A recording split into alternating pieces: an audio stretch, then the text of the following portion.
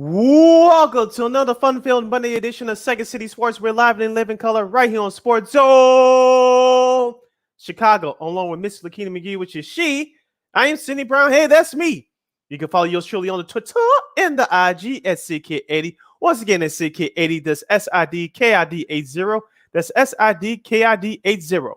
You can follow me at Lakeena McGee on the Twitter and at Lakeena McGee on the IG. Make sure you download the Sports Zone Chicago app today. You want to know why? Because we said so, that's why. And also, too, you can catch our other 5 live shows throughout the week. So if you happen to miss them, you can go back and watch them and listen to them at your own leisure. Make sure you download that Sports Zone Chicago app today. Speaking of the Sports Zone Chicago, you can find us on all social media platforms on Facebook, Twitter, Instagram, and YouTube. Once again, find Sports Zone Chicago on Facebook, Twitter, Instagram, and YouTube. You want to catch the audio version of this fine radio show? You can do so by subscribing to our podcast at War on Anchor. That's WARR on Anchor. We are available on all podcast platforms, including the iHeartRadio app. And you can follow War Media at WARR Media on Facebook, Twitter, Instagram, and YouTube. Once again, at War Media, WARR Media on Facebook, Twitter, Instagram, and YouTube. And thank you very much in advance for your support. Like, share, subscribe, and tell your friends. We are unapologetically fun, and we have very definite opinions. You have any definite opinions during our topics during our 2-hour extravaganza we call a Sports Talk Radio Show? You can go to Sports Zone Chicago's Facebook page or Sports Zone Chicago on YouTube. Type in your questions or comments in the comments section. Lakeena will get them up on the screen for you. But if you decide to troll and or do something stupid, I've given Lakeena football to give you silly fools the Bill and Beer boot. Bye-bye. I love when she says that. But before we begin, we must give you a friendly daily reminder that Sports Zone Chicago you can catch also now on Roku TV. That's right. Sports Zone Chicago is available on Roku TV. Whoever's yelling that in that picture, we'll be talking about that in a minute. But celebrate with the squad and get with the program. Sports Zone Chicago is now on Roku TV. If you already have a Roku television, just click on the sports folder and download Sports Zone Chicago that way. If you don't have a Roku TV, that's okay. I know you have a streaming device or two laying around: iPad, iTouch, iPhone, Chromebook, your laptop, your personal computer, your PC. Just download the Roku TV app onto your device. Click on the sports folder and download Sports Zone Chicago that way. So there's no more excuses. Sports Zone Chicago is now on Roku TV. You can access our programming live and on demand 24 hours a day, 7 days a week, 365 days a year. So get with the program. Sports Zone Chicago is now on Roku TV. All right, so we got a loaded show once again. We're going to have our NFL Power Hour as the Bears and all the other teams finish up their preseason. Also, too, Tom Brady getting a little personal, maybe just a little bit, when it comes to this up. And also, too, we're going to continue our divisional previews with David Droegemeier of Locked On Chargers as we preview the AFC West. Also, too, week 0 of college football commenced over the weekend. Some very interesting games and performances and such, but we're going to start off. I had to pull Sid's arm here, and I know he doesn't want to talk about it, but we have to do it now because he's like I said, he needs to rip the Band-Aid off. Unfortunately, the White Sox sadly lost an opportunity to gain some ground. They were swept by the Arizona Diamondbacks. Now, look, I actually watched a couple of these games, and here's the weird thing: the Sox were actually in it for like at least 2 of those games, but unfortunately, it was the clutch hitting by some of they actually got some really good players over there with the Diamondbacks, and such. I think people need to kind of recognize that. They had a great pitching performances by a couple of their starters. Also, and a name that's sort of familiar to Chicago fans, Zach Davies, had a pretty good outing. 2 earned runs, of course, 5 strikeouts. Also to Chicago. He's a Chicago guy, and I remember he said in interviews that when he came in this weekend, now didn't have a good showing yesterday, but he did have about 3 RBIs. I'm talking about Alex Thomas, of course, the young outfielder for the D-bats, and unfortunately for the Sox, it was sort of the same thing. Field errors, not taking advantage of runners on base and such, and singles all around. And Sid, like I said, you might as well rip the Band-Aid off now. What do you think about the White Sox performance over the weekend, and can they get it going? I was there for both of those games over the weekend, Saturday and Sunday. There was more that happened off the field than on the field. We'll get to that in just a moment. But after I left yesterday's game, I caught this feeling too, and you can sense it for a lot of the fans yesterday that the air just went out of the stadium after Mm-hmm. Roman Gonzalez struck out on three Yep. pitches Yep. to end the game yesterday. And I tweeted this out yesterday, and I'll say it here today. I'm at a loss for words. Seriously, I'm at a loss for words. I know you checked out Lakeena a couple weeks ago, and Mm-hmm. I get it. I know you're not a Sox fan. I understand. But I was trying to sort through my emotions and feelings last night and trying to collect my thoughts for today. I'm not going to tell Sox fans how to fan because that's your how you fan is your own business. Now I know a lot of people checked out a while ago. Some people checked out after last night over the last 24, 48 hours.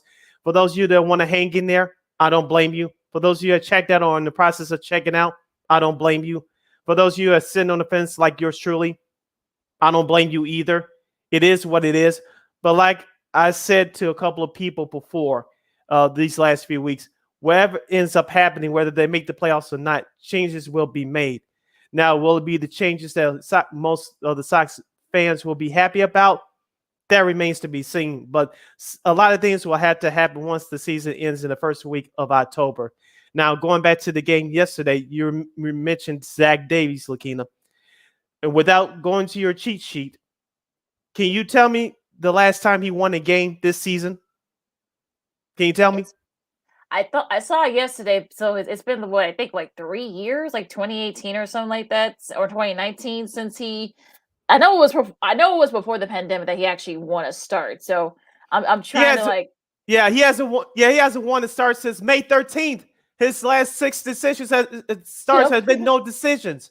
Yep. And you It's been lost to a. that guy yesterday. Like Now, I said, this is sort of a synopsis with the Sox season. They make yeah, pitchers that are not very good, look good. So, and I think for Davey, like I said, he's been struggling all season long. It's been a while since he won a game, and he actually had his best performance of the season. So, it's one of those things where, of course, this is the and this is what happens when you don't have a fire. I know that we've heard, from Lance, Lance Lynn and Liam Hendricks. Hendricks has been very, vocal about some of the stuff that's been going on. Quayle did not have his best starts on Saturday. That was just like you wonder, like, everyone was saying, okay, when's the Sox gonna, get a run going? All right, I'm still waiting, hmm. still waiting. Yeah, here we go. Zach Davies qualified for the win yesterday for Arizona, and he got the job done. Like you mentioned, Johnny Cueto did not have a good performance on Friday, but I don't blame him. I blame the lack of offense for the Sox. Dylan Cease yesterday, I know he gave up 2 solo home runs. I'm not upset with him. I'm upset with the White Sox offense. They didn't help him out. Lakina, it's just been a recurring theme all year long. And what I saw in the stands on Saturday, because I sat in the bleachers, there was these 2 fans that were going around the lower level holding up signs saying "sell the team." I actually tweeted out one of the pictures after the game on Saturday. Now, let me just say this, and I want to make myself clear: the Rhinestars are like the McCaskies. Jerry's not going to sell the team tomorrow. I know that's what many Sox fans want, but it's just not going to happen. Let me repeat one more again, as young folks would say. Reinstar, with all the angst and the anger, and rightfully so, he's not just going to up and sell the team just because you guys are angry. That's not going to happen. Now, with that being said, if you're a White Sox fan, you have every right to be disappointed, angry, and I know that many fans have checked out. I know some of them checked out after the playoffs last year. I get it. Some of you checked out after early June. I get it, but I'm just taking the approach at this point is watch to see what happens. The real judgment day is going to come the day after the regular season is over. What's going to be for the White Sox playing going forward? Because they told us following 2019 that the losing was over. Let's see what happens. What they do this coming off season. I know we're going to talk about this again, but that's where I am at this point. Yeah, well, I think that's going to be sort of like the thing where what's gonna, what are they going to do now? Let's concentrate all in the field now before we talk about some of the other things. I mean, you know, look, they play the Royals starting tomorrow, and look, the Royals been giving them a hard time too. So it's not like this is going to be an easy win for them either. Looking through their schedule, I mean, they've got Minnesota this weekend. They got to go at Hey, Seattle. Byron Buxton's out.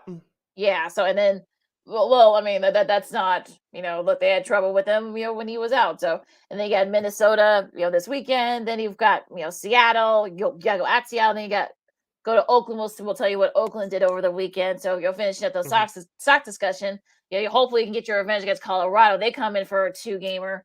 Then you've got a makeup game against Cleveland. Then you got to go at Detroit. Then you got Cleveland again and Detroit. Then Minnesota. Then you got to go at San Diego. We'll see where they are at one point. Then you finish up against Minnesota.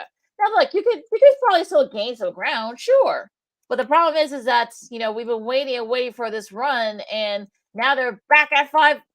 Back 2 games below 500. So this has sort of like been the back and forth thing for the Sox. So Mhm. I don't know what else to tell folks at this point.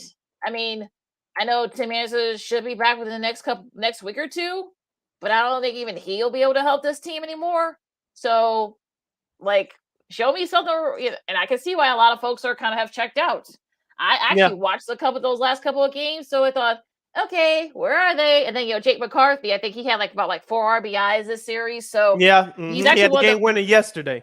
he actually was one of the one of the few bright spots for the Diamondbacks. So I don't know what else to say. I don't want to. I'm not going to put my energy out there. I want to move on because this, Mhm. this this team doesn't deserve it. And our buddy Sean Davis said the same thing that this team doesn't deserve the energy. So we're not going to do that. So I'm going to move right along here up to the north side with the Cubs. Unfortunately, the Cubs had a couple of chances this weekend to try to win the series against the Brewers. It didn't materialize, even though despite Ian Happ having probably one of the few bright spots on Friday's game. But yesterday it was a tough Is one that to Ryan for still the calling Sox. you?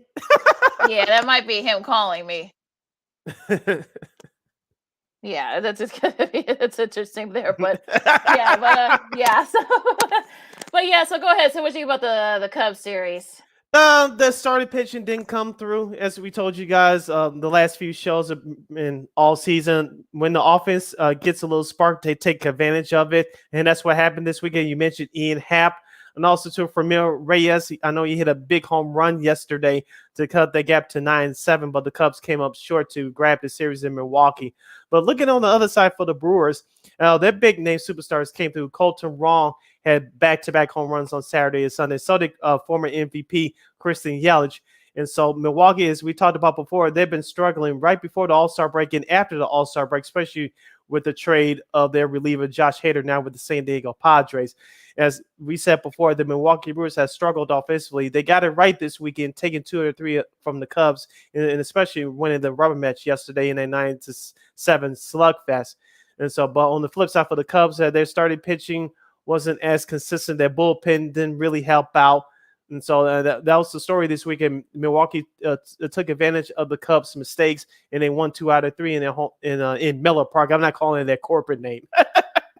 Yeah, I mean, unfortunately for the Cubs, I know Ian Happ had on Saturday. I mean, he was probably one of the few bright spots for the Cubs that were still bringing in offense for them, but unfortunately, this is sort of one of those reality checks for Cubs fans that this team is not very good at the moment. And like you gave, the Brewers fist, but against the Brewers finally woke up and realized, okay, yeah, we need to gain some ground here on the Cardinals because they're starting to pull away from them.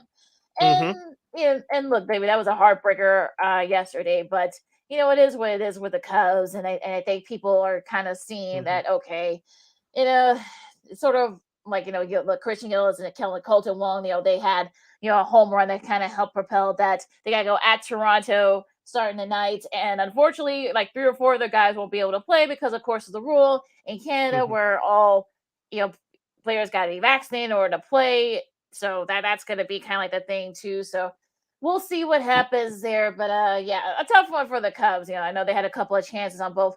They won Friday thanks to Ian Happ, but Saturday, they just didn't have it. I know that Sunday they had their chances too to try and win the series. It didn't materialize, but you'll take it if you're a Cubs. And look, the Blue Jays, they had a tough weekend this weekend going into the rest of the MLB.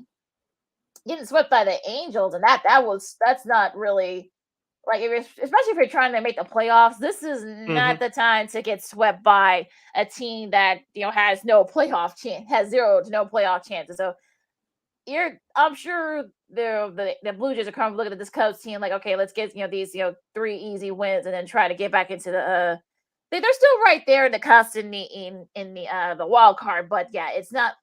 They had a little bit of a detour this weekend. Yeah, and also too, your Seattle Mariners taking 3-4 from the Cleveland Guardians. Actually had a chance to watch a couple of those games. The Friday night games. Shout out to our good friend of the show, Russell Dorsey. He did a great job with Rain Randazzo in the booth, along with Chris Young and Trisha Whitaker on the Friday night, the Apple TV Plus game. And I watched the game from yesterday. Seattle, they could put up some runs at times. They're not a great hitting team. I know they got Julio Rodriguez who they gave an extension to over the weekend, so congratulations to him on that. But Seattle has a great bullpen and a very good pitching staff. Also, too, congratulations to Ichiro Suzuki. He's in the Seattle Mariners Hall of Fame. It was his weekend, so congratulations to him on that. The franchise honored him by retiring his number. But the Mariners did all of the little things right. Cleveland, the only win that they got was on Saturday after they scored their 3 runs to go ahead. In that game on Saturday, they shut the door down. Their bullpen is good when they get the lead, but if they're trailing early in the game and the other team pounds on them, they're just not that good. So Seattle takes 3 out of 4 against Cleveland. And going back to the National League, the New York Mets, they failed to sweep the Colorado Rockies, but they do something unfortunate like my Sox can't do, is beat up on bad teams. That's not right. If you're the Well, yeah, I saw that this weekend. I was like, really, the Mets, they couldn't. And look, it happens, unfortunately. And look, and the Braves are still right there. Luckily for them, they lost their series too, so they're still like right there and such. Yeah. But I mean, if they went 3 out of 4 against the Rockies, okay, fine. I mean, you failed to sweep them, and that's okay. But the good news is that you did win the series. You did what you're supposed to do against the bad teams and whatnot and such. So. Yeah, Boston taking 2 out of 3 from Tampa. Yeah, I mean, Rich Hill had a really good outing, throwing, 10 strikeouts. The oldest player to do that at 42 years, 171 days now. Well, 69 then, since Randy Johnson did it in 08. It's probably one of the few bright spots, I guess, for the Red Sox. Hoping to kind of like play a little bit of spoiler for some of these teams and such. So a nice, sort of thing for them. Now, the Dodgers, I mean, okay, yeah, the Dodgers. Look, remember, folks, they're still 19.5 up. So they when they have the capper tonight, hopefully they can get 3 out of 4 tonight. And in Miami, so hopefully they can Georgia just out of Miami. Hopefully they can kind of win the series and get 3 out of 4 and pull even more distance between them. The game they actually lost. Sandy Alcantara had a complete game. He already has 4 complete games already. That's more than any other team in the league. So, he has more, one of the few bright spots, like I said, for the Marlins. Now, the Yankees, unfortunately, I know you mentioned it earlier, said also Baltimore hoping to, they win, 2 out of 3 against Houston. So that helps them stay right there in the AL wild card race. So, a lot of teams trying to kind of like jockey position to kind of keep themselves in it with both the division and the wild cards. Now, I know we're running up against it. We have a couple of minutes left before we break for the bottom of the hour. But I want to ask you, who's your AL Manager of the Year? Oh, boy. I think there's only 2 candidates, to be honest with you. Well, I mean, I guess you probably say there are maybe a couple. I mean, you want to say Dusty Baker since they're right. They have the best record right now. Houston does. Let's see. I think like the Baltimore manager, his name is Brandon Hyde. Yeah, I think he's the front runner right now. But my Manager of the Year, I think he should be second on the list of Scott Service for Seattle. I know they had high expectations going into the year. They struggled out the game, but they really sustained their winning ways after that 14-game winning streak, to close out the first half of the season. They stumbled just a little bit coming out of the All-Star break, but they really had a great August. They did, and I think he's definitely right there, like in that top 3 with him and Hyde and perhaps maybe Baker too. They may try to get somebody new on there, so it could be between Hyde and Service. But yeah, it's sort of interesting that the Seattle is right there, kind of like the division's out of reach, but they're still right there in the driver's seat in the wild card as long as they don't stumble. I know they got the Sox in a couple of weeks, so hopefully they can kind of try to cement themselves there going to the schedule time because we're up against it as. Like I said, the Dodgers and the Marlins, they finish up their series. St. Louis and Cincy, they start theirs. The Cubs and Toronto, they begin their series. Boston and the Twins, they begin their, I think that's a makeup game, if I'm not mistaken. Pittsburgh and Milwaukee, they start their series. The Yankees and the Angels. Hopefully, this will be a better go at it than it's been so far for the Yankees going out west so far. Philadelphia and Arizona, they kick off their series.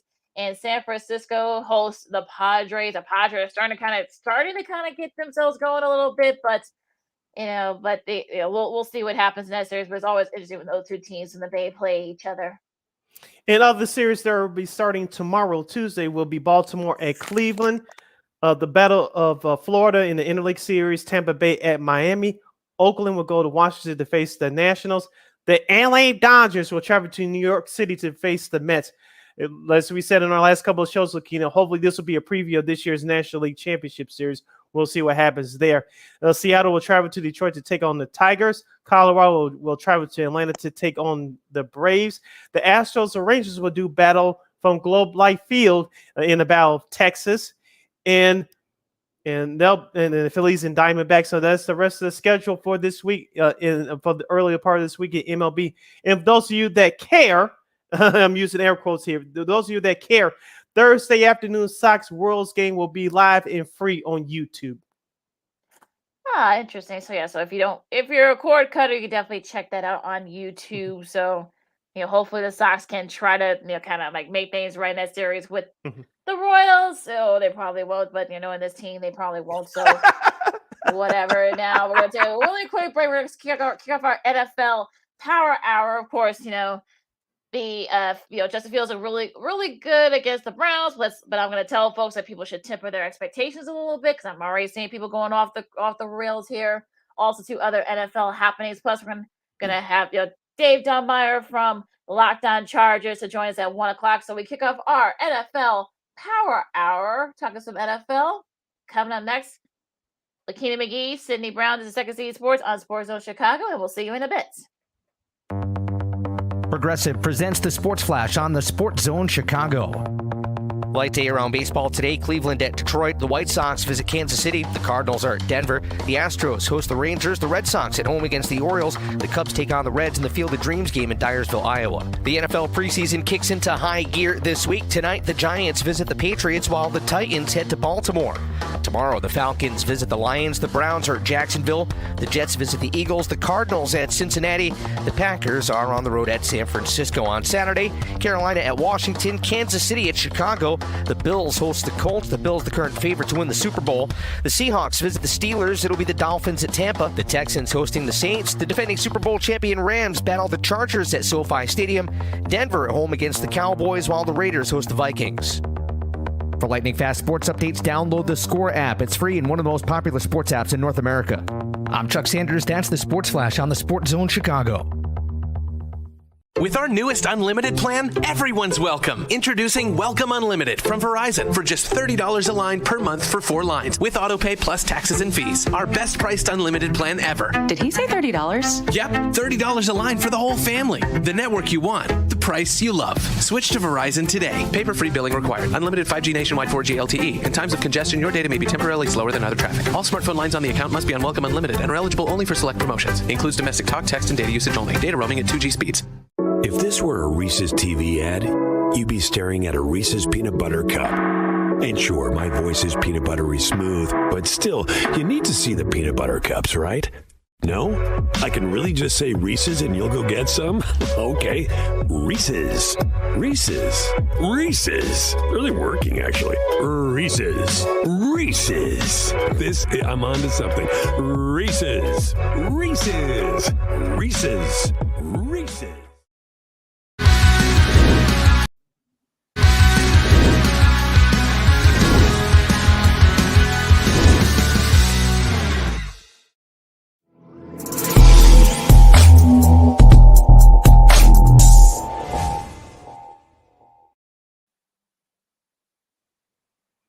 Welcome back to Second City Sports. We're live and in living color, all new for a Monday edition right here on Sports Zone Chicago. I'm Sid. That's Lakeena.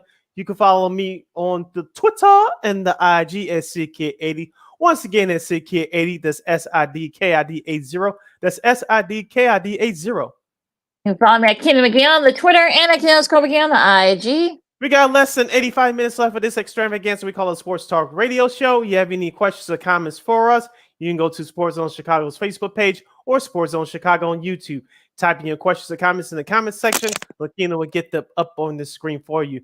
Lakeena, let's kick off this half hour by discussing the NFL and the Chicago Bears at large. We'll start off with the Bears first.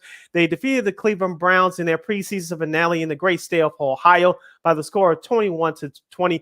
Justin Fields looked tremendous in his preseason start. He was 14-16 for 156 yards and 3 touchdown passes. David Montgomery saw some action in his preseason debut, 9 carries for 28 yards. His longest run was 13 yards. Khalil Herbert had 14 yards off of 4 carries. In the receiving department, Coulter had 3 catches for 61 yards. Cole Kmet, he was targeted 3 times, caught all 3 passes for 36 yards, including a touchdown early in the first half.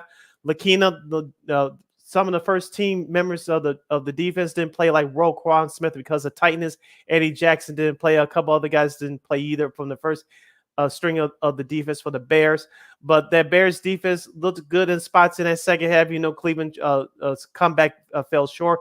But I was very impressed by what the offense did in that first half. Yeah, but let's put this as a perspective too, because Cleveland also didn't have a lot of their guys play. So I think people need to kind of just temper their expectations a little bit. And I don't want to hear anybody say that I'm being a hater. I feel for Alex Shapiro, who does a great job. He is a Bears insider for NBC Sports Chicago. We got to get him on this show. Yeah, we do. He actually puts things in perspective. Say, look, let's remember this is Cleveland didn't have some of their guys playing. You're doing this against a lot of second team, third team guys, and of course he should turn off his comments because I kind of felt bad for him when he said that. And I think people need to kind of put this. He's right. You need to put this in perspective. I mean, look.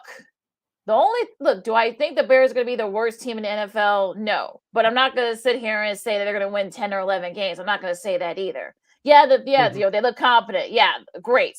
Let's do this against some of the top, top tier guys. Myles Garrett didn't play. Javian Clowney didn't play for the Browns. So I think, the Bears were out some of the guys too, but Roquan has not played much this preseason. It's going to take him a couple of games to kind of get into the groove. So I think people need to kind of just temper that expectation on that as well. So yeah, I know people want to say that, we're better than the Jets. Well, look, the Jets were undefeated too. So you can take that as, for what it's worth. So I think people need to kind of just chill on that. Look, the offensive line for the Bears still concern me. I'm sorry, it still does.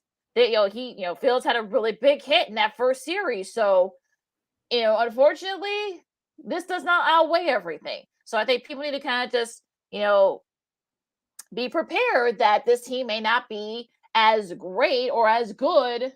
Now, again, could the talent be there? Sure. I mean, David Montgomery, could he look good in this new offense? Sure. But again, I'm not gonna, I'm not gonna say, okay, let's see him do this. I want Fields to do this against other, top guys. I'm sorry. Now, if that's not good enough for you, fine. Then look, at Kenan McGee on the Twitter, I'll send y'all right back. Come at me. I don't care. I'm ready for some of y'all. I think you better stay off Bears Twitter when the Bears are on live, Lakeena. That'll be my best advice to you. But but I want to go back to that hit that you talked about with Justin Fields. He got hit late in that first quarter into the second quarter. And Sam Mustipher came up. And you could tell all the rest of his teammates and the linemen came up and defended Fields, and that's. That will go a long way because remember, we didn't see that last year. Remember, except for that one time, I believe it was Tevin Jenkins on Monday Night Football against the Vikings, and people almost wanted to go throw him out of town. It's like, that's what you're supposed to do. You're supposed to take up for your quarterback, and that's the culture that Matt Eberflus is trying to set for this team. If you don't do the little things, the big things we cannot take care of, and you have to take up for your teammates. You're fighting for each other. You're working together for a common goal. And we got to set this right. And that's one of those small things that I noticed on Saturday night. As far as the offensive line, Lakeena, that concerns me as well. You know how many sacks the totals of sacks that the offensive line gave up this preseason? Without looking. Well, no, I think they only give up a handful. It's still concerning. 9. They gave up 9 sacks. Now, Justin Fields did look good in the pocket on Saturday. As we said before, it's all about him this upcoming season. How well can he adjust to the defenses? Can he call out the protection at the line? And can he adjust quickly enough to throw to his opposing receivers? Despite, like you said, not having some of the main guys like Jadeveon Clowney and Myles Garrett playing on Saturday, Justin Fields did do a good job for what he was given. Now, could that continue? Will that continue through the regular season? I believe so. I'm not going to sit here and say he's going to be a top 5 quarterback in this league, but anything better than last year under the previous regime is an improvement to me. Yeah, I guess that's George McCaskey calling. Well, no, but yeah, I mean, like I said, it's one of those things where you're kind of like, I don't know what else I can say. I mean, like I said, I'm going to temper my expectation. I know people want to say, look, this is about Justin Fields and him developing. I think that's great, but also at the same time, like I've been saying for the longest, people need to sort of like keep their, temper their expectations and keep it leveled and keep them reasonable. So, I mean, look, I mean, I hope he can carry this over to the throughout the regular season to the start of it, but again, you're gonna have to show me. I'm sorry, I'm not moving from this position. So I know that folks want to call folks like me who feel this way a bunch of haters, but look, we know how this team is. This is a circle of this team. Same regime, different things. So look, I mean, hopefully David Montgomery can look really good. I know Khalil Herbert can look good. I know Mooney. I know he's probably, might be primed for a big year. I know Komet. Hopefully we'll actually see him in this new offense. Hopefully the defense is actually halfway decent and Roquan actually looks good so that he could be justified to wanting this big contract that he's he's vying for. But again, I'm like I said, I'm not expecting a lot. So, just prove me wrong, fine. But if right now, I'm going to keep my expectations work. You're not going to move me from this position. So let's talk about the rest of the NFL because I'm going to get my blood pressure up again. So, like I said, I'm ready for Bears Twitter this year. So I think people want to, say, call people like me haters, but, we're realists. So people need to be realistic with their expectations. Now, if you want to, if you want to put all this onus on the preseason, okay. Do you think Kenny Pickett got the starting job in Pittsburgh? He had a couple of touchdown passes against the Lions. Like you saw a little bit of that game that was on CBS yesterday, and had I don't know. I know you said you saw the highlights of it because I actually got the game in the background. What do you think about that game between the Lions and the Steelers? I thought that both quarterbacks looked okay, as we talked about on Friday, our last show. I think Trubisky will get the start, but should he stumble or heaven forbid gets hurt, Kenny Pickett will be ready. I think Mike Tomlin's doing this correctly, and they they want to rebuild and try to win at the same time because Pittsburgh they don't suffer too many losing seasons, especially back-to-back losing seasons without any playoffs. So let's see what's going to happen there. Now, here's the thing for Pittsburgh. We talked about this before we started going live. TJ Watt hurt himself yesterday, so hopefully that injury will not be too serious for Pittsburgh. He's perhaps their best player now with Big Ben retiring, and he makes that defense go for the Pittsburgh Steelers. I know Minka Fitzpatrick, he's a very good safety back there in the secondary for the Steelers, but if you don't get any sacks and pressure for TJ Watt, it's got that Pittsburgh defense is going to struggle. Yeah, and that's going to be kind of like the thing. I don't want to say they're rebuilding over there in Pittsburgh, but they might be rebuilding in Pittsburgh. But yeah, hopefully they can kind of at least get sort of like be respectable, and serviceable, so that maybe that should help a little bit. A little bit there. Now the Jets, I mean, they're undefeated too. So people look for all the Bears fans that want to say, "Hey, we're better than the Jets." Well, the Jets were undefeated in their preseason, so that's sort of like, they had a nice showing against the Giants, 31-27. I actually got a chance to watch a little bit of that game, and you know what? I think look, we had Twan Staley on last week talking about the Jets, and I know that we'll see how Zach Wilson looks. If he's able to, come back, we don't know if that's going to be the case. But, on the flip side for the Giants, I know that Davis Webb had a 200, pass forward 200 yards and a touchdown.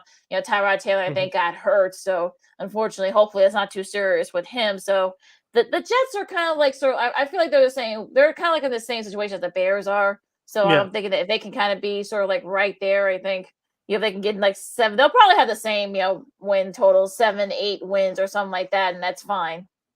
Yeah, I think that injury to Zach Wilson really set the Jets back a little bit. I think I know Wilson is supposed to be back between 2 and 4 weeks. We'll see what happens with that. But we talked about when we had Staley on that Jets defense was terrible last year. You have a couple of playmakers on offense, but we all know that's not going to be enough to win in this league. So the talent is still being constructed within their roster, and you cannot win in this league without a strong quarterback and a strong wide receiver. So the Jets, even though a lot of people had picked them to be one of the surprise teams, it still may be that way. But looking at it from far away, I just don't see it. As far as the New York Giants are concerned, you know me and Daniel Jones. I got to see it through a long process before I even give that many props. I know Daryl Gable, the former offensive coordinator of Buffalo, he's the head coach now of the Giants. I know some people have them improving slightly until I see it through a long stretch. I'm not buying the New York Giants either. Yeah, hopefully we can get somebody on. We'll get to that when we get to the NFC East. I mean, the Giants are kind of like, I know I saw that somewhere that I guess like they were, Darius Slayton, I think, is on the trading block for them. So I saw someone from Adam Schefter. So I'm wondering, like, we'll see. I mean, it's sort of one of those things where you're kind of like, are the Giants? I know Saquon Barkley, he's had struggles with injuries, so you wonder, like, okay, what exactly is the direction the Giants are trying to go with? So we'll see what happens there. I know the Rams and the Bengals, I know they had a little bit of a scuffle. We'll probably never hear about that again, with Aaron Donald. I'm sure he got fined and whatnot, but the Bengals got the best of the Rams. All second stringers. I know Jake Browning had a touchdown pass. And Bryce Perkins, did a little something for the Rams, 143 yards. Not that too much. None of the stars playing on neither team. You didn't see Chase, and like I said, you didn't see Donald and some of the other defensive guys. So I think I think whatever happened there, I'm sure they probably is resolved, and they folks need to stop talking about it. That's a whole different thing. But yeah, just a little thing there with the Rams and the Bengals. Yes, in a couple other preseason clips that I checked out over the weekend, the Saints held on to beat the Chargers 27-10. I know that Justin Herbert didn't play for the Chargers. A lot of their starters were still out. Jameis Winston looked okay, and that Saints defense, I know that is one of the top 5 defenses in the league. I know Dennis Allen, the new head coach there, he's going to have that group ready to go. And that's a couple of things that I picked up in that game. And also, too, the Raiders, they defeated the Patriots 23-6. We'll get into it next time with our guest, David Droegemeier from Locked On Chargers. I want to see how the Raiders can coincide with the new head coach, Josh McDaniels, with Devontae Adams and David Carr at the quarterback wide receiver tandem. Yeah, they're the preseason champions of the Raiders. Remember, they played that extra game. They played that Hall of Fame game. So that they'd be the champions there, because since they're 4-0, just saying, for everybody that's saying that that the Jets and the Bears are preseason champs, and the Ravens, no, actually it would be the Raiders because they played the extra game. But sort of interesting there. But Tennessee got held off the Titans 26-23 in they're both their last preseason game. And like I said, same thing, both. You didn't see Tannehill, you didn't see Murray, you didn't see some of the others. Although Malik Willis looked really good. Yeah, I was going to ask you about him. Do you think he'll get play time sooner rather than later? Well, I mean, it depends. So. It depends. I mean, if Tannehill doesn't look good, or if he gets hurt, we may see him like right away. He looks really good so far this preseason. So I know, look, I've been lobbying for him too, from Liberty and such. So he got drafted by the Titans. So yeah, I mean, I think I could probably see him. We could probably see him maybe do some special, packages and such. So, we'll see what happens there. The Cardinals, they didn't play a lot of their guys. Like I said, Murray didn't play, a few others. So they're going to be without DeAndre Hopkins for about 6 games. So that's going to be interesting to see how they fare early on. We'll get, this is going to be very interesting when we preview the NFC West. That's going to be kind of like the number one question there as well. So just a little interesting games for that particular last preseason game. I think there was one more I wanted to mention before we get into it. Philadelphia and Miami. I know Tua looked really good. I think he only played like a half a quarter and such. I know they lost one. Sadly, they lost one of their front office guys suddenly. Jason Jenkins suddenly passed away late last night. Our thoughts first go out to him and the Dolphins organization. I saw Mike McDaniel was very emotional because he was one of the guys that put his name out there for the job, head coaching job. So just sad news there. Now on the field, though, like I said, I mean, Tool and Tyreek Hill. I mean, we'll see how much we're going to hear more and more from that tandem, because I'm thinking that it's going to be kind of like a new, like really good tandem and such. We'll see how the Dolphins could they perhaps maybe challenge for one of the wild card spots in the AFC. That's kind of like a thing that we're going to figure that out. But yeah, so just a couple of interesting games I just want to mention from the the last week of preseason. And the Carolina Panthers shut out the Buffalo Bills 21-0. I know most of the Bills starters did not play for Carolina. Baker Mayfield is your starter. As I said before, they got playmakers as far as running backs are concerned with Chuba Hubbard and Christian McCaffrey if he can stay healthy. But they don't have any playmakers at wide receiver, and their defense is still in transition. So you asking for a veteran who's looking for a big-time contract to help carry your team into the playoffs. That's a big, tall mountain to climb. And your head coach could be in trouble, too, with Matt Rule. I know he set the culture there, but he hasn't had the quarterback that he hoped and wanted. And now you have Baker Mayfield, who's forced on you via trade. So let's see if they can work some magic. For Buffalo, you're not worried about this. You're just getting ready for next Thursday at Los Angeles to face off against the defending champion Rams on the road. Yeah, that's going to be kind of like the first big test we're going to see from the Bills. So talk about a way to kind of get that test going. But that's that's interesting. Now they could of course they're on the market for a punter, Brett Kern, who's the longtime punter for the Titans. He was just released a couple of hours ago. So could the Bills probably have to maybe call him up? I'm sure he'll probably come out pretty cheap. So interested to see what happens there. Now, if you guys want to know the punting situation, Google. We're not going to get into it here, but Tom Brady says something interesting in practice or after the game or the weekend, saying that he played a little bit, the third preseason game, and he said that look, he was very honest and said, look, I'm going through some tough stuff right now, so it's going to be interesting to see if that's going to become an issue. It probably won't be, but. I think he's about as honest as he can be. So I'm thinking that this is sort of one of those things where kind of like wanted to make sure people realize that he's doing okay mentally and physically. It's nothing physical or even mental. I think he just needed to get his head cleared out straight. And we'll see if he comes on the mask here in the next few weeks. Yeah, but like we say all the time, Lakeena, these athletes, we think they're robots and machines, but they're human beings too. Off the field, and they deal with real life issues just like we do as regular people. So we have to take that in consideration. But as far as on the field, I think we'll get more deeper to this when we do the NFC South coming up in our next couple of shows. But Tampa is going to have problems. I think their problem is going to be just slightly bigger than what people think. They already have injuries to two of their guys on the offensive line already. Leonard Fournette came into camp 260 pounds. That's unacceptable. I know they picked up Julio Jones, but Brady, especially at his age, needs protection. And you saw during that Super Bowl season especially after they lost to the Bears, Brady did not get touched that much anymore. And you saw what happened to him last year. They had a couple of stretches where they couldn't protect him all the way. So this year is definitely going to be a challenge for him. And he expects near perfection from all his guys at all times. So to start the year, it's going to be a challenge for Brady and the Bucs. Yeah, they're gonna get tested early on as well, so we'll see how that O line. I mean, that's a big key, especially for a 45-year-old quarterback. I mean, you're gonna have to make sure he's protected, so that's gonna be kind of like the thing that's gonna to look out for in that particular sense. Now, Dallas, I mean, they actually play Dallas in the opener. Tampa does, so.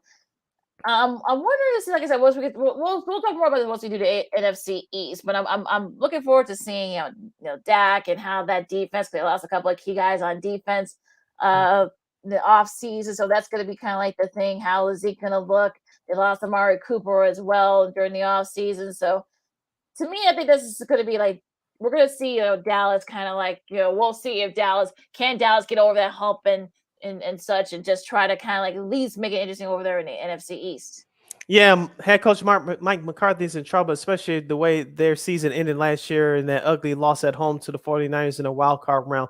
Of course, this team led the league in penalties last year. We thought it was bad here in Chicago with the Bears in penalties, which it was.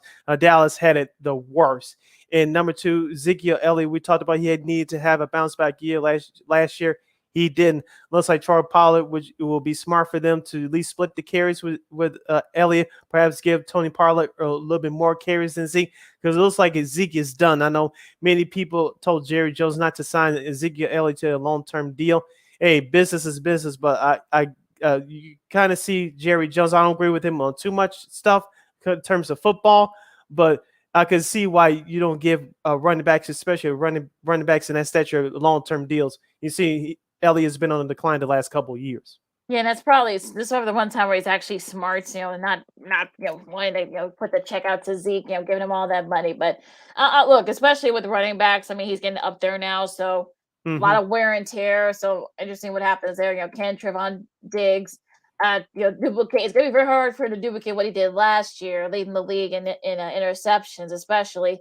So that's gonna be another thing, and and like I said, losing a lot of guys. Like I said, Amari Cooper is gone. So who is, Gallups been having injury issues. It's, training camp. So CeeDee Lamb, as well. So it's going to be interesting to see who is Dak going to throw to. And I think that's going to be the sort of like the key question there. Yeah, and also too, like you said, with that defense, like, can they at least duplicate at least half of the production of what they did last year? Because remember, 2 years ago they were one of the worst defenses in the league, and they turned it around last year when we mentioned with Trayvon Diggs. Now, the offensive line is key to any team that's trying to win a championship, and Dallas is going through it right now as well on the offensive line. You got to protect Dak Prescott, keep him upright. They did that for the most part last year. If you can't do that this year, it's going to be another long, ugly season. Oh boy, it could be a long season down there in Dallas. They're going to be dominating ESPN and all, then Fox. So like my head's already going to start. I know. Yeah, it's a little bit nutty, but Philadelphia, like I said, we'll once we get into the NFC East, we'll talk more about that. But Philly, they snuck into the playoffs last year. They were right there in a lot of their games, and now you got AJ Brown, coming via Dre. So Jalen Hurts got somebody to throw to. That O-line is going to be key. I think you got Jason Kelce, you got him to come back for another season. So that's going to be a key. And I think the defense, you got young guys. I know they got Darius Slay and Josh Sweat and and Fletcher Cox. Of course, he's been around forever. It feels like. So that's going to be another key for me, especially with the Eagles, to see if they can kind of make inroads in the NFC East. Yeah, like I said, then the combination of AJ Brown and Jalen Hurts should be interesting. But I want to see how their running game pans out, and I want to see if their defense can step it up to another level. They did that during the second half of last season. You could take out the performance against Tampa Bay in the wild card round last year. No one was going to stop Tom Brady and company on that day. But they got some young guys on that defense. Let's see if they can take another step. And the offense should take another step as well. I think this is definitely going to be a big year for Mr. Hurts. Could be a breakout year for him. And I know some people are already questioning it because you got Gardner Minshew waiting in the wings. So I'm sure he's going to want to, try and make sure, does well as well. One more team before we go to break, Sid. Let's kick this off since we're going to be talking about the AFC West anyway. For me, I think the Raiders are going to be very interesting because you got new coach Josh McDaniels, and I'm kind of wondering, you got Devontae Adams back via trade, him and Derek Carr reuniting. I mean, like I said, I think that the Raiders are going to be an interesting team for me to watch in that division, especially with since the other three teams are going to be really good. This could be a slugfest in the AFC West. Yeah, with the new head coach Josh McDaniels, we'll get into more in deeper detail on the other side of this break. But Josh McDaniels, did he learn the mistakes that he did when he was with Denver about a decade ago? I know he's been working with Bill Belichick over these majority of his coaching career. Let's see if he learned his mistakes from Denver and capitalize on them as the coach of the Raiders, because people forget the Raiders made the playoffs last year, and they came within a couple of big plays of upsetting the Bengals on the road. So this is not as bad of a team as people may think. Yeah, absolutely. Well, we'll talk more about the AFC West, as we're approaching the top of the hour with David Droegemeier of the Locked On Chargers podcast. We're going to talk, Chargers and AFC West as well. We're also going to recap week zero of college football and an old name. Well, I wouldn't say old since he's not old by any means, but an old name captured the FedEx Cup once again. And we're gonna do a little U.S. Open preview as well. Busy hour 2 coming up next. Sydney Brown, Lakeena McGee, the Second City Sports on Sports Zone Chicago. A lot more coming up right after this break. Progressive presents the Sports Flash on the Sports Zone Chicago. Light day around baseball today. Cleveland at Detroit. The White Sox visit Kansas City. The Cardinals are at Denver. The Astros host the Rangers. The Red Sox at home against the Orioles. The Cubs take on the Reds in the Field of Dreams game in Dyersville, Iowa. The NFL preseason kicks into high gear this week. Tonight, the Giants visit the Patriots while the Titans head to Baltimore. Tomorrow, the Falcons visit the Lions. The Browns are at Jacksonville. The Jets visit the Eagles. The Cardinals at Cincinnati. The Packers are on the road at San Francisco. On Saturday, Carolina at Washington. Kansas City at Chicago. The Bills host the Colts. The Bills, the current favorite to win the Super Bowl. The Seahawks visit the Steelers. It'll be the Dolphins at Tampa. The Texans hosting the Saints. The defending Super Bowl champion Rams battle the Chargers at SoFi Stadium. Denver at home against the Cowboys, while the Raiders host the Vikings. For lightning fast sports updates, download the Score app. It's free and one of the most popular sports apps in North America. I'm Chuck Sanders. That's the Sports Flash on the Sports Zone Chicago.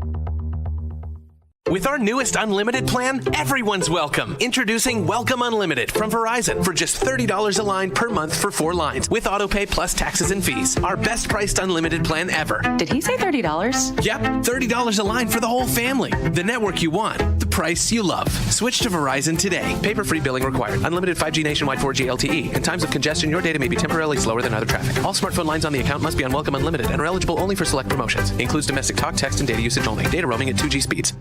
If this were a Reese's TV ad, you'd be staring at a Reese's peanut butter cup. And sure, my voice is peanut buttery smooth, but still, you need to see the peanut butter cups, right?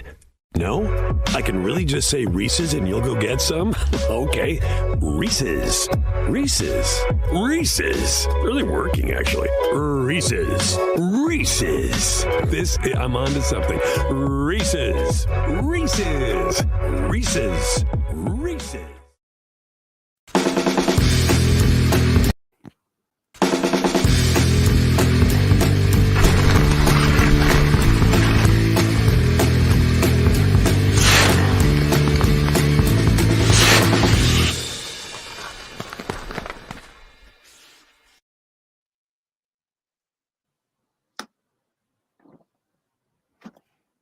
Welcome back to hour number 2 of Second City Sports. We're live and in living color on the Monday edition right here on Sports Zone Chicago.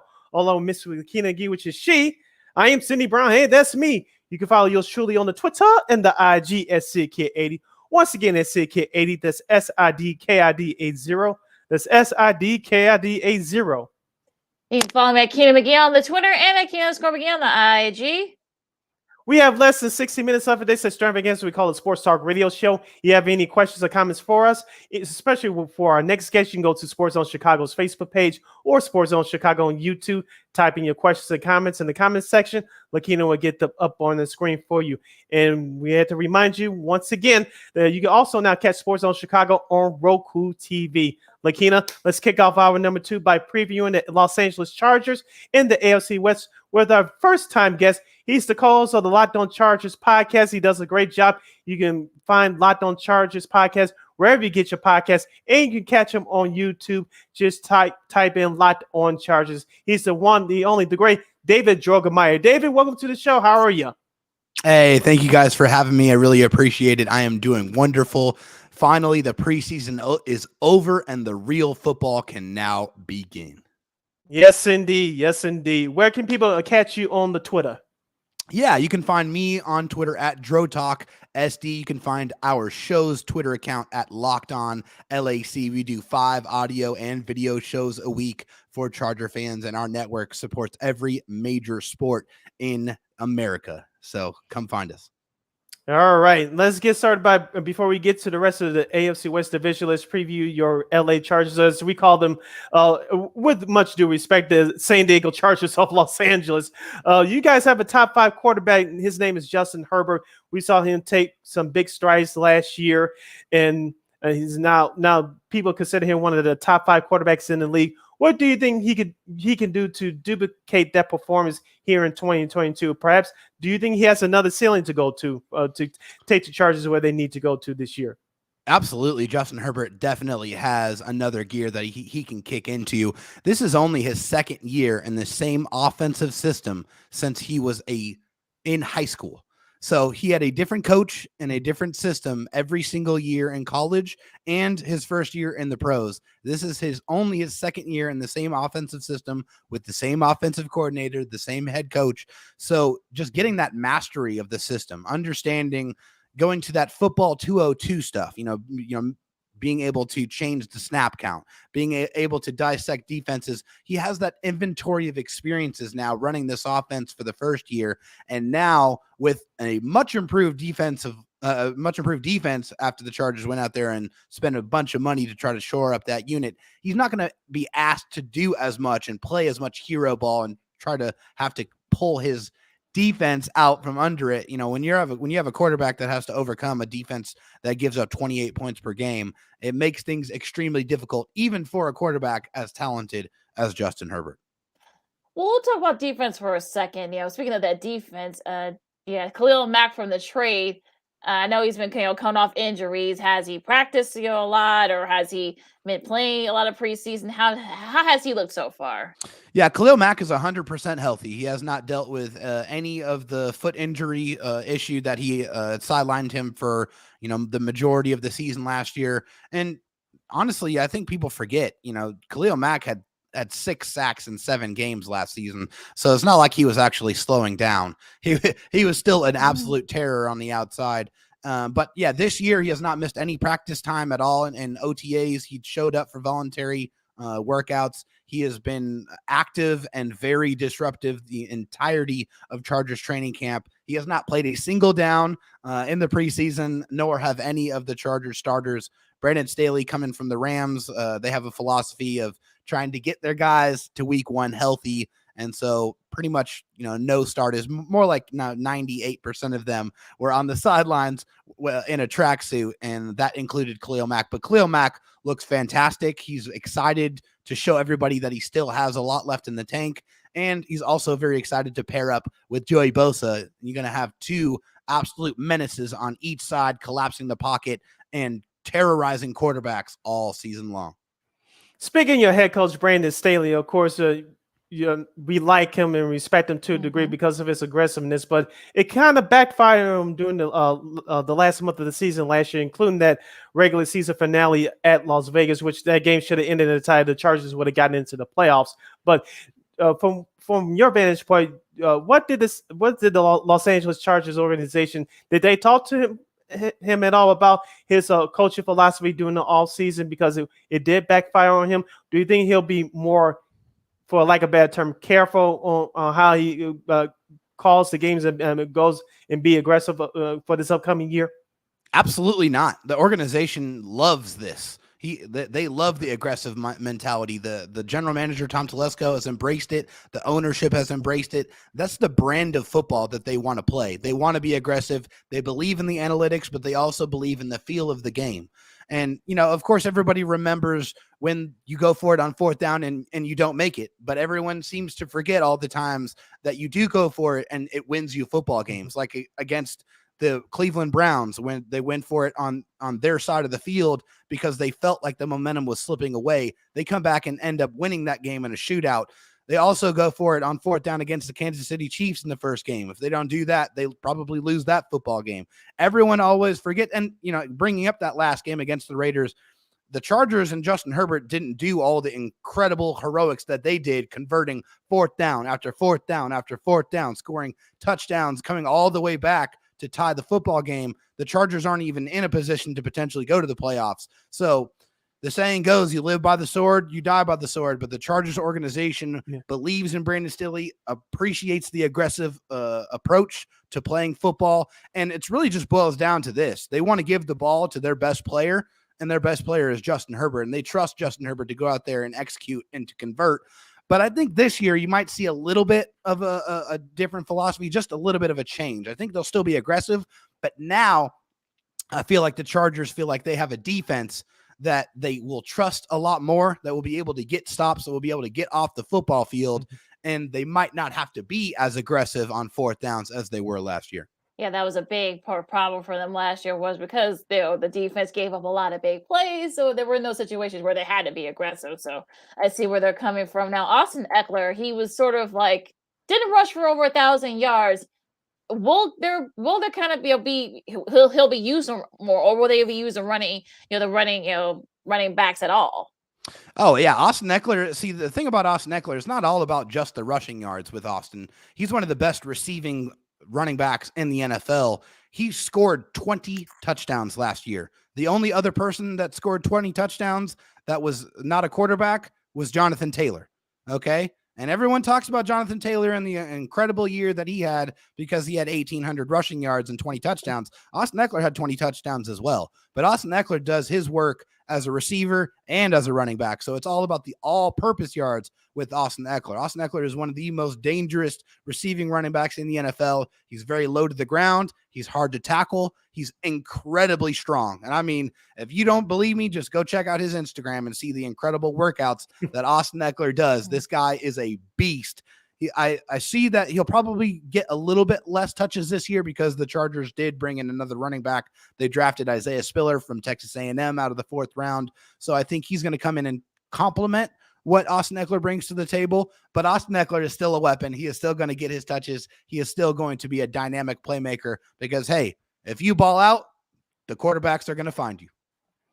David Droegemeier, co-host of the Locked On Chargers podcast, is hanging out with us here on Second City Sports, live and in living color on the Monday edition, right here on Sports Zone Chicago. I'm Sid, that's Lakeena. David, staying with that offense, I heard you guys talk about it on a couple of episodes ago. Keenan Allen, I had him on my fantasy team a couple years ago, put up great numbers for me, but removing my fantasy football experience from him, let's talk about the actual production he puts on the field. Do you think that he really gets the respect that he deserves from around the league? We talk about Amari Cooper. We talk about some of the other dynamic receivers, Justin Jefferson with the Minnesota Vikings, Devontae Adams, who we'll get to later now with the Raiders. But do you think Keenan Allen gets the respect that he deserves from around the league? I think he gets the respect from the players and the coaches. I think the players and coaches know Keenan Allen. They respect Keenan Allen's game. They know that he is one of the most pure route technicians in the NFL, probably one of the best route runners in the NFL. He's never been a big speed guy, but he will kill you off the line of scrimmage. He is so quick. He is so fast. He understands the leverages that the corners are trying to play against him. He just has a knack to get open. He's a first down monster and a third down machine. If you need to get a first down, you're throwing to Keenan Allen. And the problem is they know the ball is going to Keenan Allen. They can't stop it because he's that good. And he is still that good. And the reason why he's going to continue to be good, even in his 10th year in the NFL, is because he is that route running savant. He just understands the mechanics of getting open, and he is going to continue to do that for many years to come. I think early on in his career, a lot of people had the injury concerns with him, but he's played 5 straight seasons now, and it's 95 plus catches, 1,000 yards pretty much every single year. Fans, I don't think respect Keenan Allen as much as he deserves to be respected, but I guarantee you players and coaches around the league know and respect Keenan Allen's game. Derwin James just got a nice, little bump in his salary a couple of weeks ago. I know he's had some injury issues and actually hasn't really, he's been up there too, but I'm sure even he said he could play better. What do you see, Derwin James this season, on the secondary side?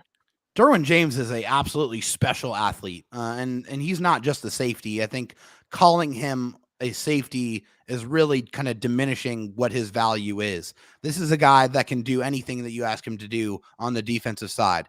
If you need him to play back as a last line of defense type of free safety, he can do that. If you need him to play in the box and stop the run, he can do that. If you need him to rush the passer, he can rush the passer better than most pass rushers in the league.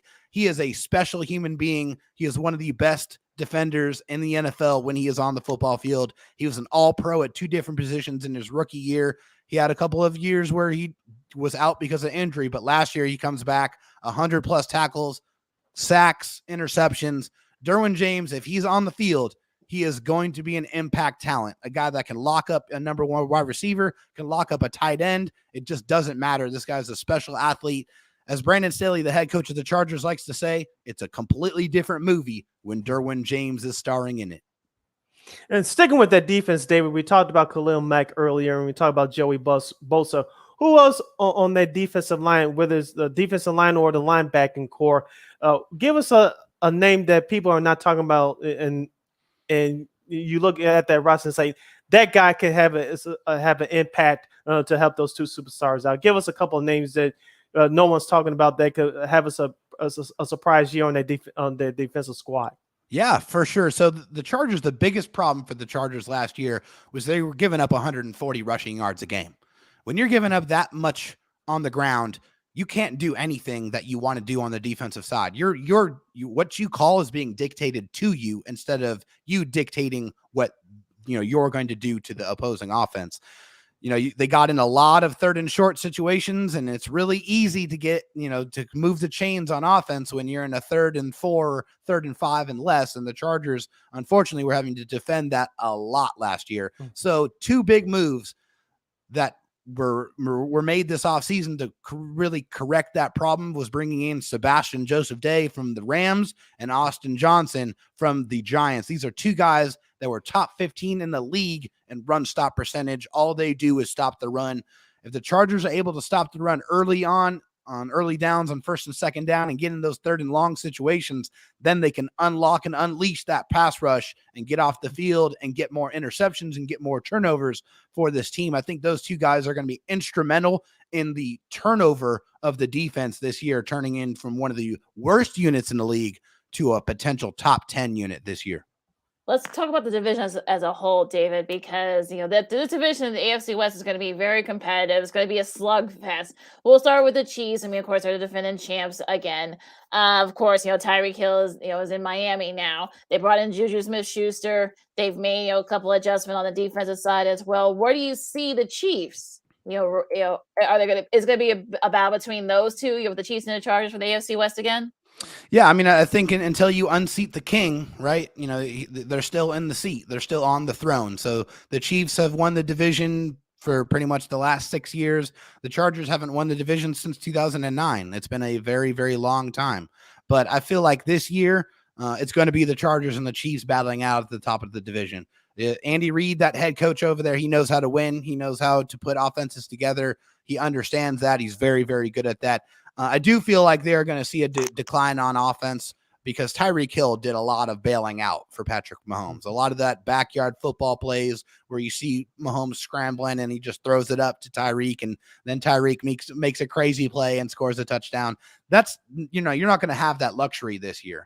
So it's going to be, who you're going to key in on. You're going to try to eliminate Travis Kelce. He's the biggest playmaker that's remaining on that team. So, if you have a guy that can lock down Travis Kelce, then they're going to have to find guys to be productive and replace that production. And it's going to take a village to replace their production of a Tyreek Hill. And I think it's going to take some time for them to find that identity and be able to go out there and execute. I feel like the Chargers had a top 5 offense last year, and they didn't really make any kind of deficiencies, or they didn't have any guys really leave. They just added 2. They drafted another guard in the 1st round, and they brought in Gerald Everett, the tight end from Seattle, a couple of guys that are going to make a positive impact on the Chargers offense. So I do feel like, the Raiders made some moves. I think, they're going to be better this year, but the offensive line is a huge concern for me. I don't think they know who's going to play offensive line. I don't think they have very much confidence in their offensive line. I think their defense is definitely very suspect. Also, they have a new head coach, and, we know what happened last time he was the head coach of a franchise that did not go over very well. And then you have the Denver Broncos, who have a phenomenal set of wide receivers, and they have a quarterback to actually throw them the football now. But they also have a new head coach, and they have a new offense, and they have a new defense and a new defensive coordinator. So I think it's going to take some time for those other teams to gel and to kind of find the rhythm. I think the Chargers are in prime position to be able to take the crown for the first time in over a decade. We're halfway home with our guest, David Droegemeier, co-host of the Locked On Chargers podcast. He's hanging out with us on the Monday edition of Second City Sports, live in the 11 color on Sports Zone Chicago. Sid, Lakeena here with you. Dave, I want to stay with you for a moment on the Denver Broncos. Of course, they brought in Russell Wilson. You mentioned they had the wide receivers. I think Melvin Gordon, the former Charger, one-time Charger, is back, at least for this year, running the ball. But their defense was good last year, but I'm not sure it's ready to take that next step. And I think Russell Wilson is going to find out quickly that defense may not be as good as advertised, and that offensive line, that's one of the reasons why he left Seattle. That offensive line could be in question in Denver for at least the first year. I see Denver being hovering around 500. They can make the playoffs by the skin of the teeth, but I can see them missing the playoffs by like 3 or 4 games. What are your thoughts about the Broncos coming into this year? Yeah, I think the problem for the Broncos is that they're playing in the AFC West, and they're going to be playing it up against teams that, are going to be very, very difficult to play up against, and they got to do it 5 times, six times this year. So there's going to be some cannibalization there, of teams beating each other. And, I think it's going to take some time for Russ to really understand who he's throwing the football to, where his rhythm is. I think they're going to have a good running game. I definitely feel like that defense is suspect. I like the corners on the outside. I think Patrick Surtain's a phenomenal player there. But I have some questions about the interior. I don't know what their defensive line is going to look like, what their back end is going to look like with the safeties. So I'm definitely concerned with that. But also, I think Russell tends to throw it up a little bit, and try to, give his wide receivers some opportunities to make some plays. And I think that's going to get him in some trouble with the talent of the defenses that he's going to be going up against. I think the Broncos, they found a quarterback, finally, after circling through about, what seems like 15 different guys. They mortgaged the farm to be able to bring him in. So they did what they could to try to, to make themselves a more competitive team. But I do feel like, they're not going to be able to contend in the AFC West this year. Now, I know you said the Raiders. Now, it's going to be interesting with the Raiders. Of course, you got Devontae Adams over there now. They got a whole new staff. I mean, it's, especially that defense is going to be kind of interesting because the pieces are there. Of course, Max Crosby, who's probably like one of the better, front 4 guys in the league. Yeah. And so where do you see them? Do you see the Raiders kind of being up there, right there in that division, battling out with the Chargers and the Chiefs?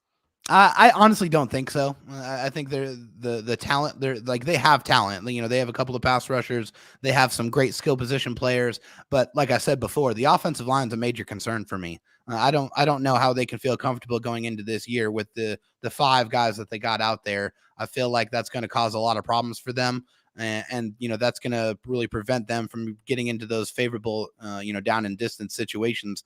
And the defense has always been suspect. They've drafted the Raiders drafts are always the craziest to me. I mean, I think this year was decent, but every other draft before that, they made picks that made you scratch your head. Just like, what were you thinking? Why did you draft that guy in the first round? That doesn't make sense.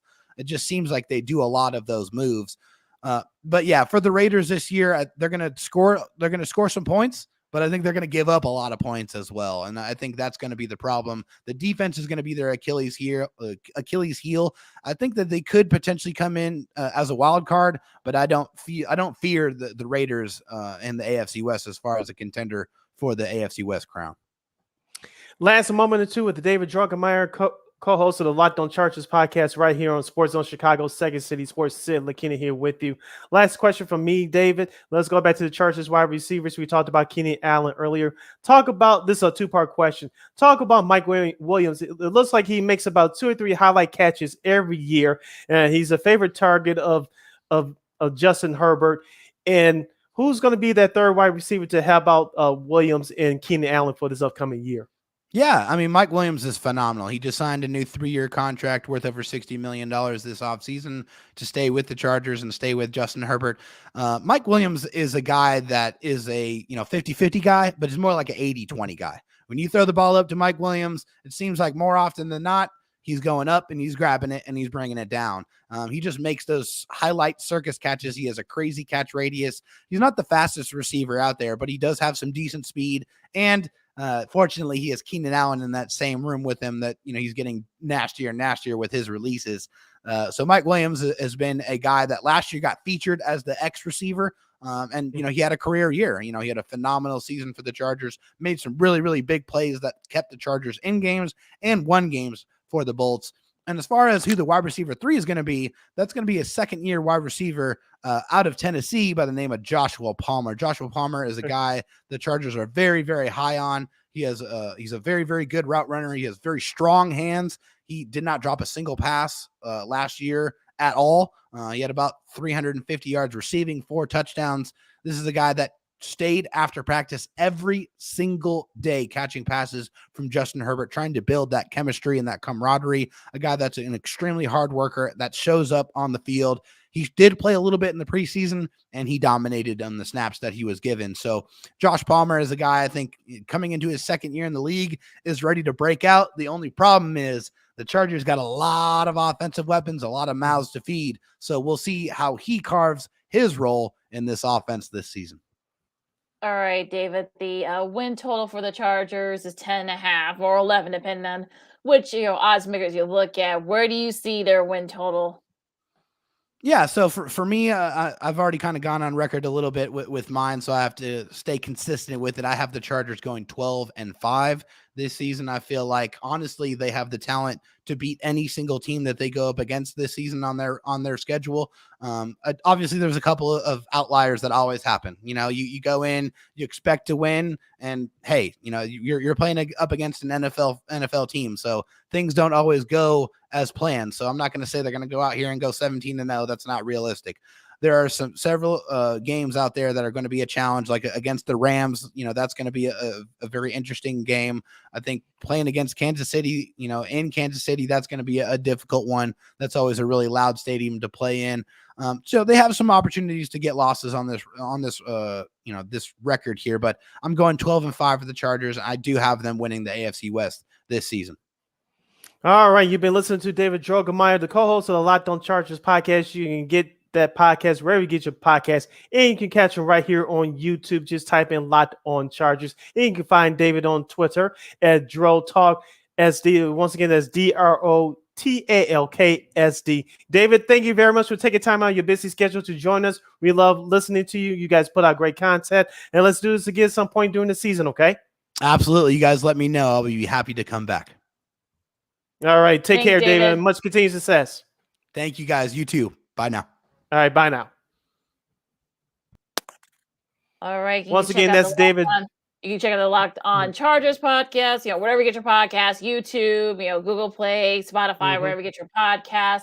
And let's finish up here. We got a couple minutes left, so let's finish up before we got to go to our last break. Now, the whole thing with the West is going to be interesting because it's really going to depend on who can avoid any major injuries, who can kind of be consistent throughout the season.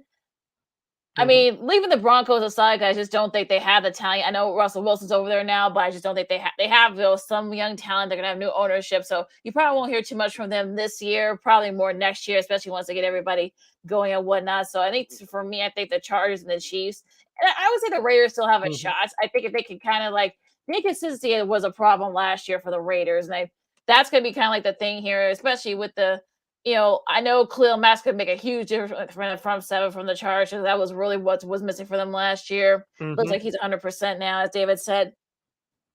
I think the Chiefs will take a step back. I think, not having Tyreek Hill there, I think that's going to be kind of the thing. Really, I think we're going to see how much, the Chiefs miss them. I'm not going to. You remember that defense carried in the middle part of that season last year when they struggled on offense. Right, that's true. But again, that's sort of could be, they lost a couple of guys in that defense too. So let's sort of, it all kind of evens out. So I'm thinking that maybe the Chargers could end up sneaking in. If they don't do the same things they did last year, the Chargers could, snatch the division away from the Chiefs. But like David said, until someone does beat them, I think it is. I'm not going to say it's the Chiefs' division to lose, I should say, but I think they could probably end up losing a division if certain parameters, certain breaks come to certain folks' way. Of course, we'll give out our picks on Friday, but I'm with you. It's going to come down to the Chiefs in the Chargers. For the Chiefs, as I said before, what are they going to do without Tyreek Hill, who's now with Miami, and what's going to be the offensive scheme? If Andy Reid is taking the playbook of, i.e. Brett Favre, i.e. Aaron Rodgers, oh, we got Patrick Mahomes. He can make a star out of anybody. That's not going to work for very long. You see what Aaron Rodgers is going through right now in Green Bay. And you saw what happened with Brett Favre, especially in the middle to the last part of his career. You can't make a great wide receiver out of anybody. You're a great quarterback, but you got to have talent at the wide receiver position. I'm interested to see what happens with that. For the Chargers, like you said, Khalil Mack is out of Chicago. He's out of that toxic environment. Now he's with the Chargers. He's going to have a new and fresh start. He says has some minds left on those sides. We'll see how that goes. But I'm really interested to see what's going on with the Raiders. Like you said, they're going to put up a lot of points, but can they stop somebody defensively? They did that in part, especially during the second half of last year. But Max Crosby, as you mentioned, one of the best young pass rushers in the game. I like Jonathan Abrams personally as a member of that secondary back there for the Raiders. Remember, they had problems in the secondary last year. So he was one of those picks from that Khalil Mack trade from a few years ago. So let's see if he can turn around and have a big year. So I think it's going to come down to the Chiefs and Chargers, but my wild card team is the Raiders. If they can get it together defensively, especially in that secondary, and still a couple wins, especially on the road, they're really going to make this AFC West division very, very interesting. Could be an interesting division nonetheless at AFC West. So we'll, like I said, we'll have our predictions next Friday. So that's going to be really interesting there. Now we're going to take a really quick break. Of course, we're going to recap week 0 of the college football season, some interesting surprises, and preview some of the games that are going to be coming up, before Friday, because there are going to be a couple of games coming up there too. And then we're also going to have Rory McIlroy wins the FedEx Cup again, and a little U.S. Open preview as well. A lot to do still in this last half hour, along with Lakeena. I'm Lakeena McGee. That's my name. That's Sydney Brown. The Second City Sports on Sports Zone Chicago. And we're going to talk some college football right after this. Progressive presents the Sports Flash on the Sports Zone Chicago. Light day around baseball today. Cleveland at Detroit. The White Sox visit Kansas City. The Cardinals are at Denver. The Astros host the Rangers. The Red Sox at home against the Orioles. The Cubs take on the Reds in the Field of Dreams game in Dyersville, Iowa. The NFL preseason kicks into high gear this week. Tonight, the Giants visit the Patriots while the Titans head to Baltimore. Tomorrow, the Falcons visit the Lions. The Browns are at Jacksonville. The Jets visit the Eagles. The Cardinals at Cincinnati. The Packers are on the road at San Francisco on Saturday. Carolina at Washington. Kansas City at Chicago. The Bills host the Colts. The Bills, the current favorite to win the Super Bowl. The Seahawks visit the Steelers. It'll be the Dolphins at Tampa. The Texans hosting the Saints. The defending Super Bowl champion Rams battle the Chargers at SoFi Stadium. Denver at home against the Cowboys, while the Raiders host the Vikings. For lightning fast sports updates, download the Score app. It's free and one of the most popular sports apps in North America. I'm Chuck Sanders. That's the Sports Flash on the Sports Zone Chicago. With our newest unlimited plan, everyone's welcome. Introducing Welcome Unlimited from Verizon for just $30 a line per month for 4 lines with autopay plus taxes and fees. Our best priced unlimited plan ever. Did he say $30? Yep, $30 a line for the whole family. The network you want, the price you love. Switch to Verizon today. Paper-free billing required. Unlimited 5G nationwide 4G LTE. In times of congestion, your data may be temporarily slower than other traffic. All smartphone lines on the account must be on Welcome Unlimited and are eligible only for select promotions. Includes domestic talk, text, and data usage only. Data roaming at 2G speeds. If this were a Reese's TV ad, you'd be staring at a Reese's peanut butter cup. And sure, my voice is peanut buttery smooth, but still, you need to see the peanut butter cups, right? No? I can really just say Reese's and you'll go get some? Okay. Reese's. Reese's. Reese's. Really working, actually. Reese's. Reese's. I'm on to something. Reese's. Reese's. Reese's. Reese's.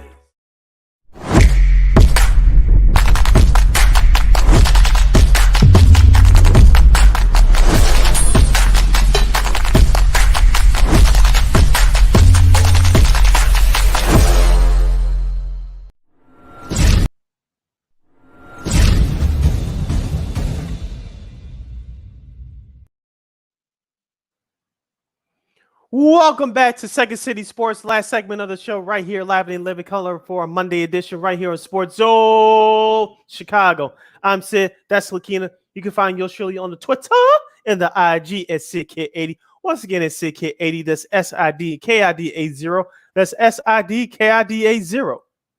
You can follow me at Keena McGee on the Twitter and at Keena_McGee on the IG. We got less than a half hour left of this extravaganza. We call it Sports Talk Radio Show. You have any questions or comments for us, you can go to Sports Zone Chicago's Facebook page or Sports Zone Chicago on YouTube. type in your questions or comments in the comments section. Lakeena will get them up on the screen for you. Lakeena, let's talk about week 0 of the college football season. We'll start off locally. The Northwestern Wildcats, yes, there were double-digit underdogs in Dublin, Ireland. They get the job done coming from behind to defeat the Nebraska Cornhuskers 31-28. Evan Hall from Northwestern carried the ball 22 times, scored the go-ahead touchdown in the fourth quarter off 119 yards rushing. Marvin Washington had 8 catches for 97 yards. Alinsky, the quarterback for Northwestern, he was 27-38 for 314 yards and 2 touchdowns. Lakeena, I know you said on Friday that Nebraska should win this game and perhaps win it handily. It looked that way early, for at least through the first quarter and a half, but Northwestern got back in the game and actually took the lead into halftime, but Nebraska reestablished themselves in the third quarter. But then something strange happened, and then the game turned around and went back into Northwestern's favor. We talked about it before we went on air live. Recap what Nebraska did during the third quarter. Nebraska took over the lead by about 11 with a little over like 9.5 minutes left in the third quarter, mind you. And they, decided to do an onside kick. Now, I don't know whose decision that was. I don't know if that was Scott Frost's decision or whoever the special teams coordinator. But I've seen people try to defend this, saying, well, maybe if he had made it, then they had won. People says a genius move. Even still, you don't do that with 9.5 minutes left in the third quarter. You don't do that. So especially when your front seven, your defense has not been able to stop Northwestern. I mean, yeah, they had a couple of stops here and there, but if you had kicked it deep and maybe made a stop, you probably could have put the nail in the coffin for them. Unfortunately, you gave Northwestern a short field. They came back, and they were able to, Linsky was able to kind of get a couple of touchdown passes there. Of course, Evan Hall had a rush for over 119 yards and such. But I mean, I know Scott Frost was doing a lot of moonwalking after the game, but we need to be more aggressive and such. Like you've been there like 4 years, Coach Frost. I mean, you didn't know that already. So I mean, a nice win for Northwestern, but this was not exact. This was Nebraska gave this game away, and unfortunately for their defense, they were giving up a lot of yards and such. That's how it was last year. The offense did what they could, but the defense just couldn't get it together and whatnot. These are not the black shirts. So, Northwestern, great win for them. But Nebraska, you had the chances to get this game, over and done with. Again, you had the chance to put the final nail in the coffin. You couldn't do it. So, Lakeena, what did I tell you on Friday? What did I say on the show on Friday? For Northwestern to have a chance, they must run the football and they must play great defense. The defense didn't turn it around until late in that fourth quarter when they put the game out. They sealed the game with that interception. They got to Nebraska's quarterback a couple of times with those sacks. But I said they need to keep Nebraska in check. They did that starting late in that second half. But I said Northwestern must run the football, and they did a heck of a job with that, especially when they got down early. They didn't go away with the plan. They stuck with the offensive game plan, hit the open tight end, the wide receivers whenever they were open, but keep pounding the rock, and that's going to be the formula, I believe, for Northwestern this season, and they did that on Saturday. We'll see how they do that against better defenses. So, they play in a couple of weeks against Duke. I know they're kind of like in the rebuilding mode for Duke, but it is what it is with them. Nebraska falls.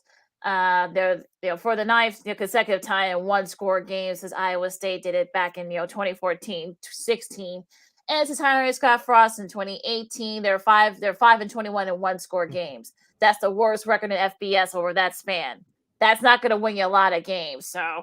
I like I said, I'm surprised he's still, they didn't leave him there because I think that Marvin would have been okay with that, but whatever. But look, let's move along here now. Florida State, a lot of, we'll see. I know it's Duquesne, but they had a nice, going. They had to wait. I think for a lot of these games, especially in the South region, the southern part of the region, there was like a lot of severe weather, kind of what we're going through right now here, here in the Chicagoland area, a lot of rain going on. A lot of these, games in the southern part of the country, they like for almost 2 hours, they couldn't play because of lightning and such.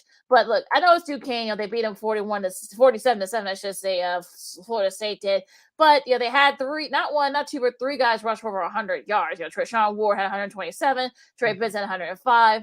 Lawrence to fully at 101. It's the first time in Florida State history that they have had 3 100-yard rushes in the same game. Like I said, I know it's Duquesne, it's FCS Duquesne, but if you're Florida State, Mike Norvell, I think he's on the hot seat. They play LSU next weekend, this weekend coming up. So this could be like a nice little confidence builder going into that game. But yeah, I mean, look, this is a nice start. You'll take this start if you're Florida State. Yeah, as we mentioned, Florida State's been struggling the last few years with the recruiting talent, and so and it's a nice start, even though it's against a lesser school, 3 times less than in terms of talent and conference. But it's a nice start by the Seminoles. Now let's give some love to another local team that played on Saturday, and they actually won. I know you said beware of their opponent, but the Fighting Illini defeated the Wyoming Cowboys 38-6. Tommy DeVito for the Fighting Illini was 27-37, 194 yards passing, 2 touchdown passes. Even though the QB rating does not look good, but he was able to get the job done for the Fighting Illini. And Corey Brown for the Fighting Illini had 19 carries for 151 yards and 2 touchdowns. Lakeena, I'm not going to sit here and say that Illinois is going to go to a ball game. I think we talked about that. Chase Brown should say, the running back for Fighting Illini. He had 2 touchdowns, over 100 yards of rushing. I'm not going to sit here and say they're going to go to a ball game. It is possible, but it's still early. And just like we talked about with the Northwestern a couple of moments ago, we wanted to see them do this against better opponents. Maybe you catch a better opponent like they almost did last year at Penn State off the rails a little bit. So that's why I think that Illinois is going to have any type of success this year.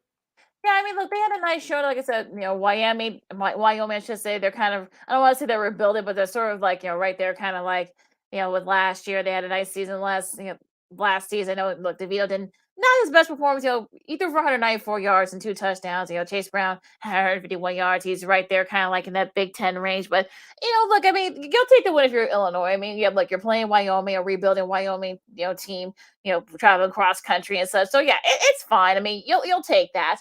And that's okay. Look, that was a good performance by Illinois. You'll take that too. Now, North Carolina, again, this was another game in the South region that they had to Carolina, I'm sorry. It's like 2 hours. Well, okay. Shout out Petey Pablo. Yeah, most people won't get that reference, but yeah.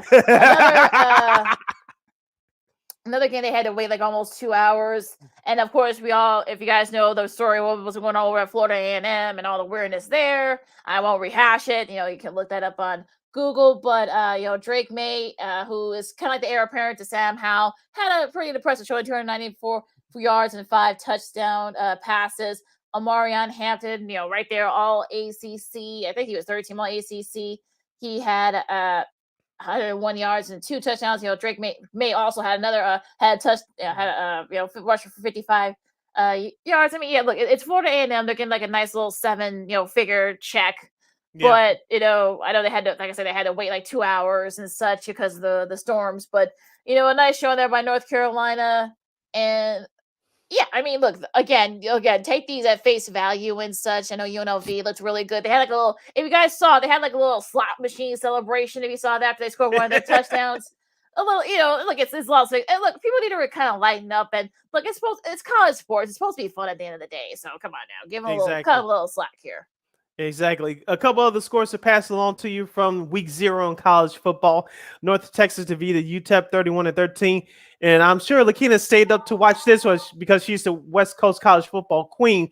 Vanderbilt defeated Hawaii by the score of 63-10.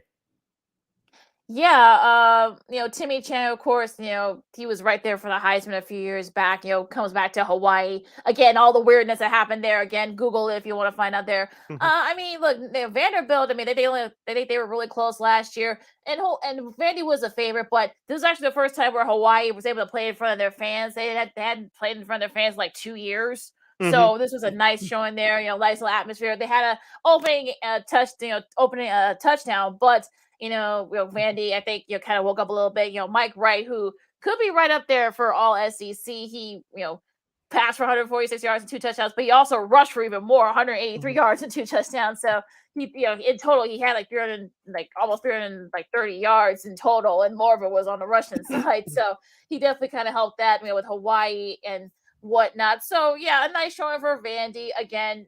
Hawaii is probably, I would say, give them a couple of years, I would say, before. I'm sure Timmy Chang will put his stamp on it and in that program and such. So, of course, but yeah, I mean, look, I watched a little bit of it. Our buddy Twan was doing this. Twan Stanley, of course, did the same thing. So that's like I said, a pretty nice showing there for Vanderbilt and whatnot. But going into like some of the other like 63-10 and such, I turned it off like by halftime. They had scored like 36 points in the third quarter, so they definitely kicked it into gear there in the second half.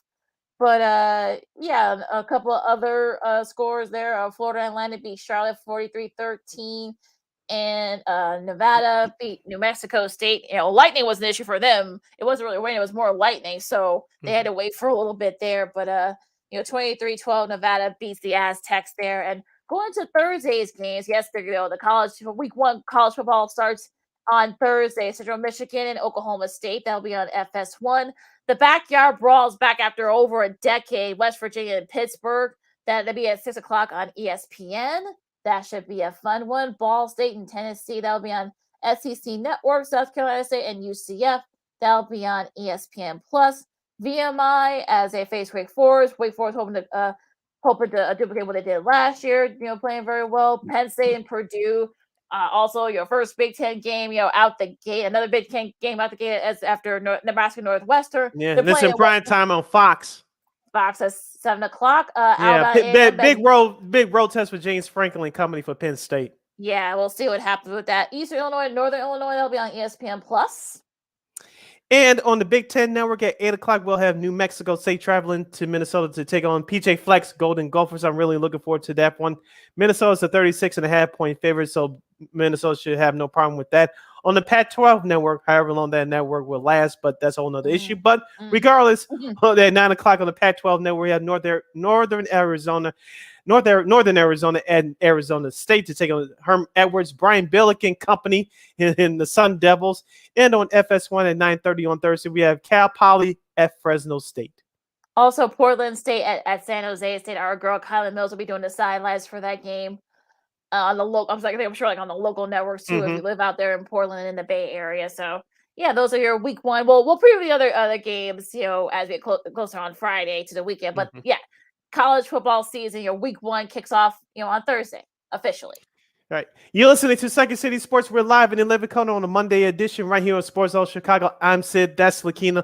Lakeena, before we get to Old School TV Monday, Serena Williams will play in her match. This is her farewell tour as the U.S. Open kicks off tonight, the tennis tournament up there in Flushing, New York. What do you expect to see from her? Do you think she'll win it all, or do you think she'll have one of her famous early exits? Yeah, it'll be interesting to see. I mean, I know the crowd's going to be behind her. I know they love her there at the U.S. Open. She won her first Grand Slam title at the U.S. Open in '99, so it's going to be interesting to see. I'm sure there's going to be a lot of people going to be cheering for her. Folks are hoping for kind of like the Jimmy Connors type run. So we'll see what happens there. Kavinovic, that's who she plays. And I'm sure I'm sure she knows that. I'm talking about Kavinovic. I'm sure she knows there's going to be a lot of people, a lot of folks going to be going against her. They're going to be cheering for Serena. We'll see how she handles that. So it'll be interesting to see how all that plays out. I know Coco Gauff is on court right now as we speak. A lot of people are going to expect a lot from her this year at the U.S. Open. I'm sure a lot of the American players are both the men's and the women's. I'm sure a lot of folks are hoping for that.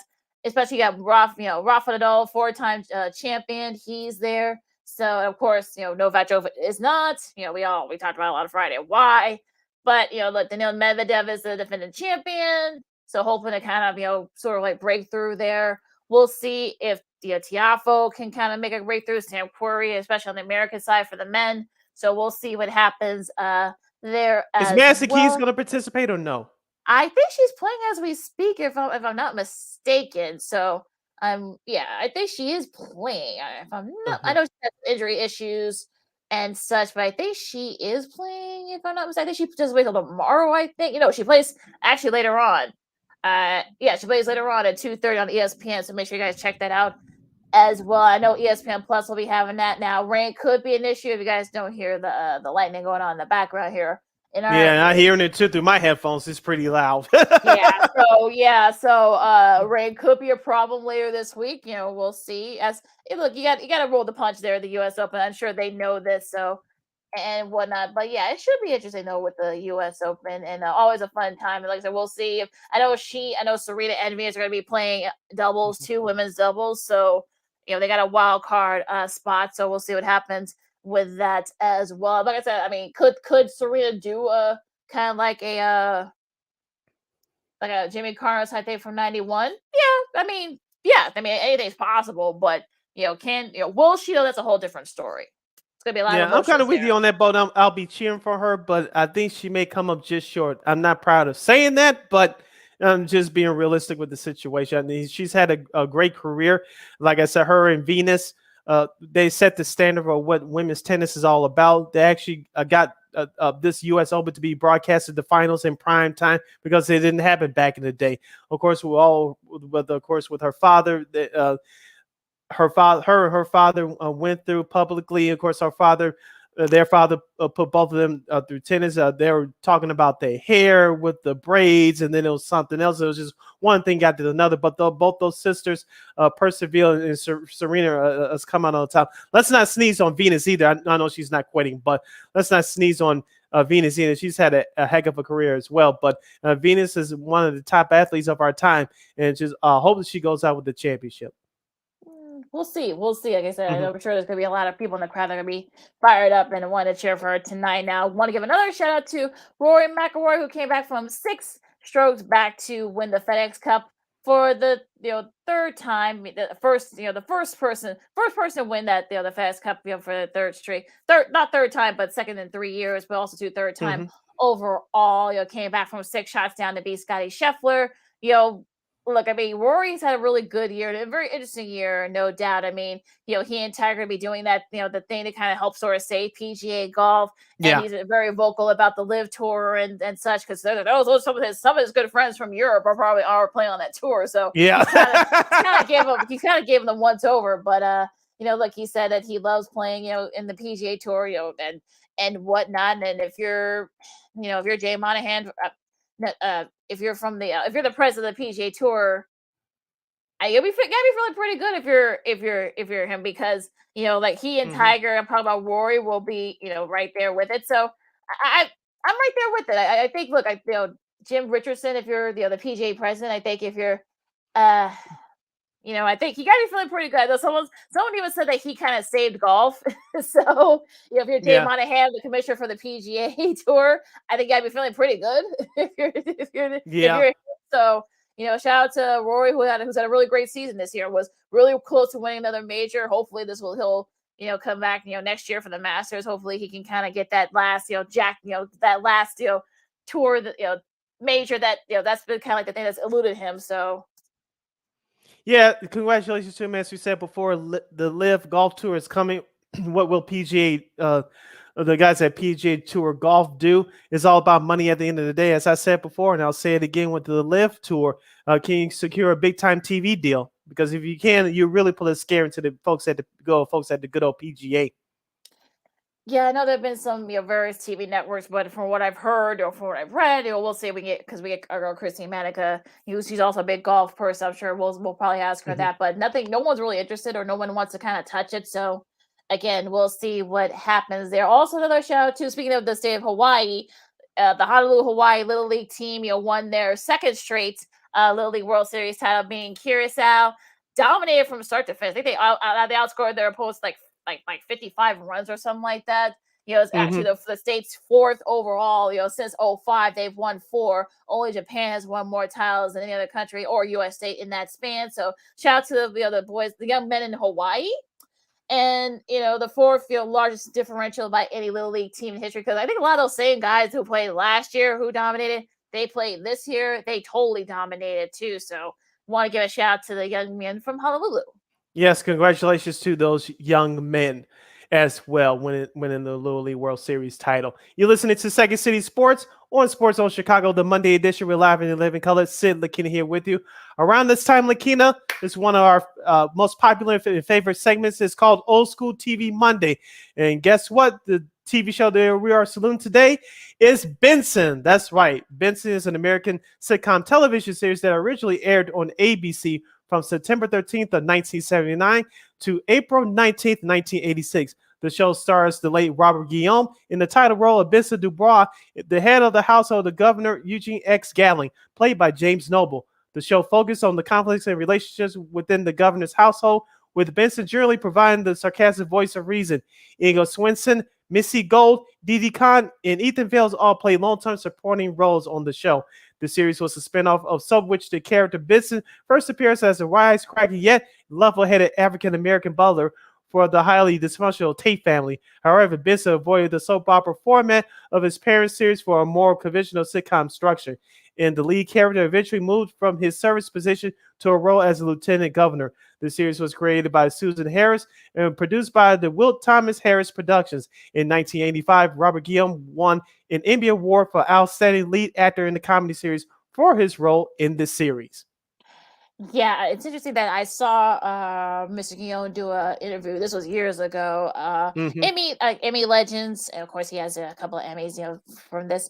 And he said he had to fight. Yeah, he didn't sign his contract initially because he wanted kind of more of a kind of more input on how Benson was going to be written. And of course, the character grew from being just a butler to kind of a confidant for the not just the governor, but for everybody who lived in that household. And he became budget director. Then he became the lieutenant governor. Now the one thing that I know Benson fans are probably still scratching their heads about is because of the fact that he and Governor Gatling were kind of battling out for governor themselves. That was a cliffhanger that no one knows what happened after that. And I remember, I think it was Tony Thomas who said this years ago on an interview. I think it was in that same Emmy Legends special. He said that they were told that they were going to come back for a short season, like a 10-12 episode run.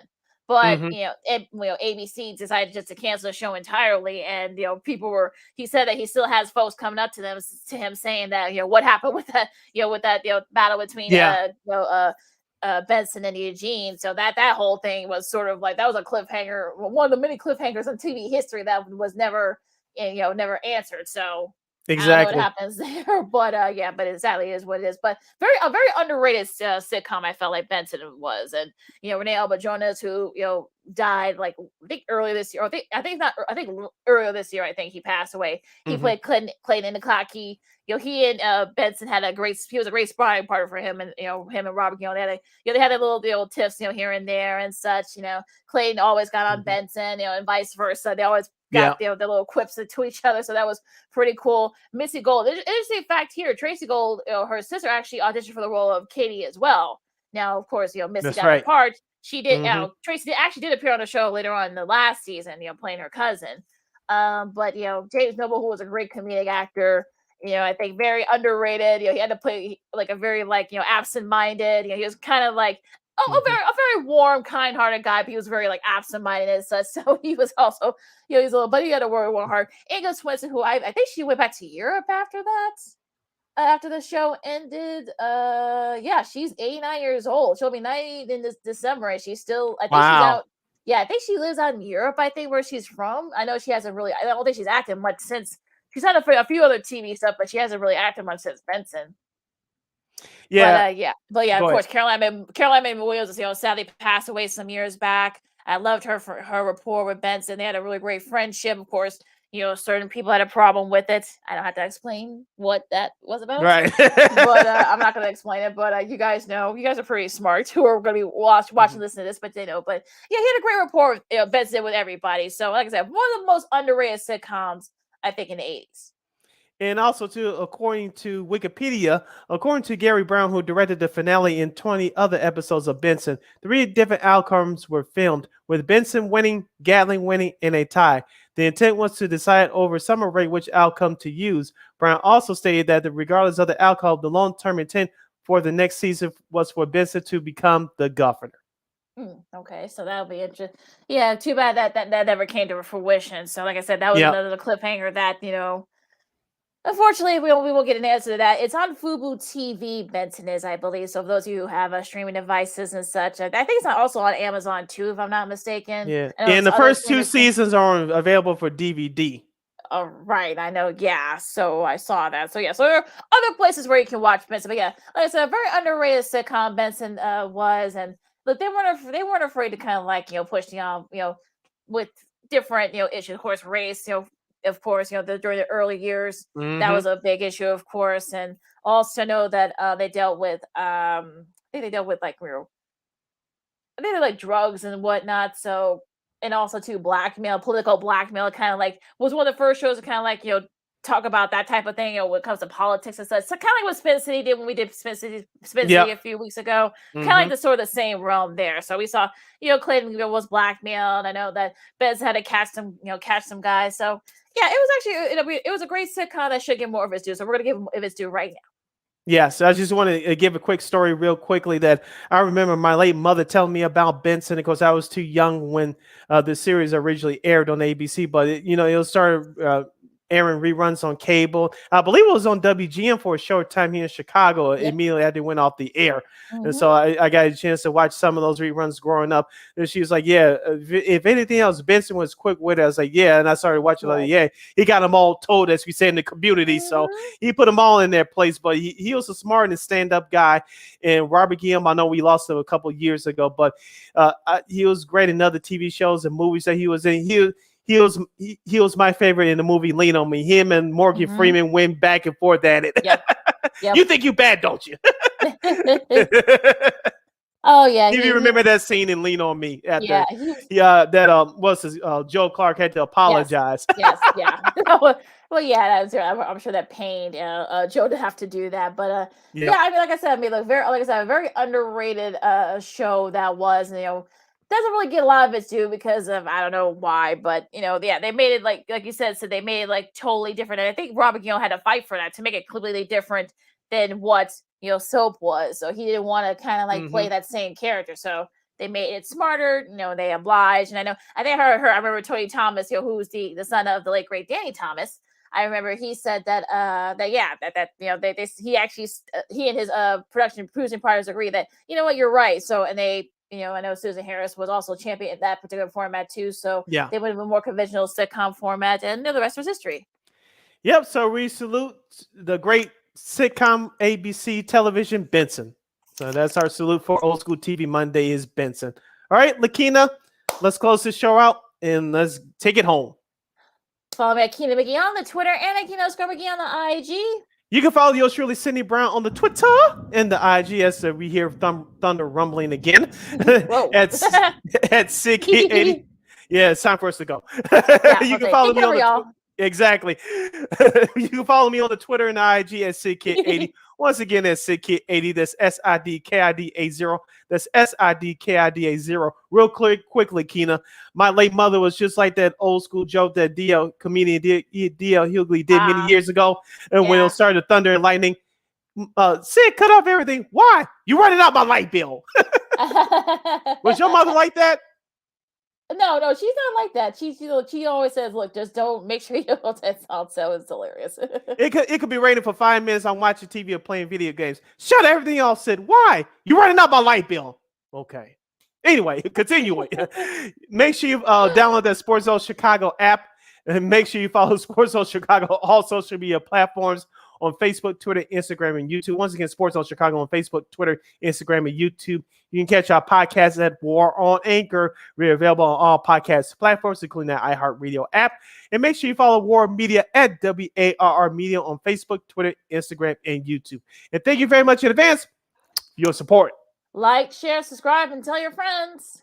Yeah, smash that like button and share this program to any and everybody you know. Tell them that Second City Sports is live and on the air every Monday, every Friday from noon to 2 p.m. Central Standard Time right here on Sports Zone Chicago. One more again. Sorry, my bad. I know we got to go, but you can get Second City Sports live and in living color every Monday, every Friday from noon to 2 p.m. Central Standard Time right here on Sports Zone Chicago. And let us remind you one more again that you can catch Sports Zone Chicago. It's available now on Roku TV. Yeah, so whatever device you've got, laptop, smart TV, smartphone, Chromebook, whatever device you got, iPad, iMac, whatever you have, go on your go to your app store, go to the Sports Zone Chicago on YouTube, on Roku. It's right there for you, as you can see. You can check out our show, Sean and Maya, the Smoke Fellas. I know, like I said, I know all the other shows we have on there. And also, I know that we're going to have some more shows that are going to be premiering within the next week or two, just in time for a football season. So, so tell your friends and make sure you guys support us. Yes. For Lakeena, I'm Sid. You've been listening to Second City Sports on Sports Zone Chicago, and we will catch you on Friday.